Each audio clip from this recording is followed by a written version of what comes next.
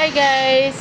Alam niyo po ba, dito sa Malaysia, sobrang gandang manirahan. Kasi wala kang masabi sa paligid, sobrang ganda yan.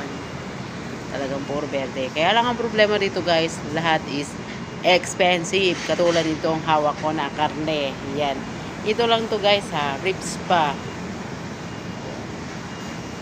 Nasa 30.97 RM po siya. Pag tinotal mo siya sa peso natin, ang palitan po ngayon ay isang RM is 13 mahigit, 13 pesos. So, pag in-equivalent mo yun sa peso natin, naabot siya ng 400 plus. So, yun, makakabili ka na ng isang kilong baboy sa atin. Samantalang dito, pagdating sa Malaysia, yan lang siya, buto-buto pa. O, di po mo guys. So, kailangan talaga dito is kumain ka ng kumain at marami kang pera para mabili mo yung gusto mo. Lalo na kung pork lover ka. Yun po guys.